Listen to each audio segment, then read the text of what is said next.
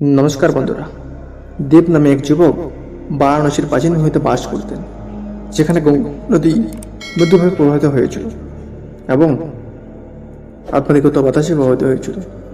দেব তার সদয় হৃদয় এবং ভগবান শিবের প্রতি অটল ভক্তির জন্য শহরে সুপরিচিত ছিলেন। তিনি তার দিনগুলি নদীর তীরে ধ্যান করে কাটিয়েছেন, ঈশ্বরের কাছ থেকে দিক নির্দেশনা এবং প্রজ্ঞা চেয়েছেন।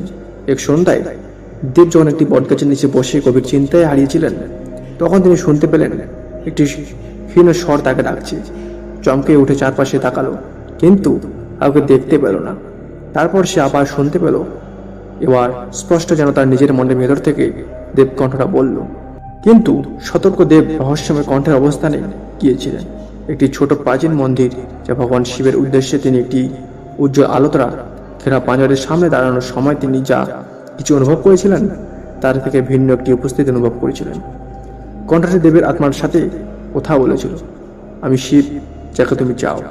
আচার্য এবং শ্রদ্ধায় পূর্ণদেব মন্দিরের সামনে নত যেন হলেন এবং তার হৃদয় ধন্যবাদে উপচে পড়ল। অপরিসীম অন্তর্দৃষ্টির সাথে ভগবান শিব দেবকে 7টি পবিত্র শব্দ দিয়েছিলেন, যেগুলি শক্তিশালী এবং তাৎপর্যপূর্ণ, এবং তবুও একটি ভয়ঙ্কর সতর্কবার্তাও ছিল। এই 7টি শব্দ ছিল মহাবিশ্বের রহস্য উন্মোচনের চাবিকাঠি।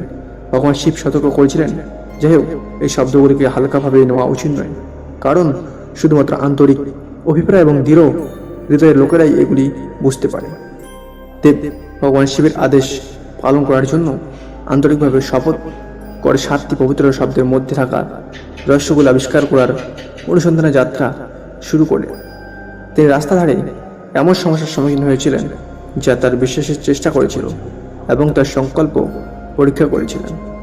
পবিত্র শব্দগুলি প্রকৃত অর্থ বোঝার প্রয়াসে দেব ঋষি ও আত্মাধিক প্রশিক্ষণদের সাহায্যে ভগবান শিবের শিক্ষার গভীরে খনন করেছিলেন।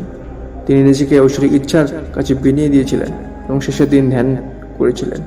দেব প্রতিটি উদ্ঘাটনের সাথে একটি গভীর জ্ঞান এবং আভ্যন্তরীণ প্রশান্তি অনুভব করেছিলেন, কারণ সময়ের সাথে সাথে পবিত্র শব্দগুলি তার বোধগম্যতা আরও গভীর হয়েছিল।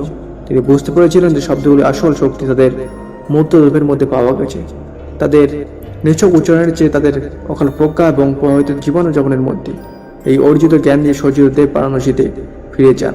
তার হৃদয়ে ভগবান শিবের প্রতি কৃতজ্ঞতা এবং স্নেহে পূর্ণ তিনি লোকেদেরকে তার পদ এবং যে পাঠ শিখেছিলেন তা যারা শুনবে তাদের সাথে ভাগ করে তাদের নিজের জীবনে সত্য ও আলোকিত অর্জন অনুপ্রাণিত করেছিলেন।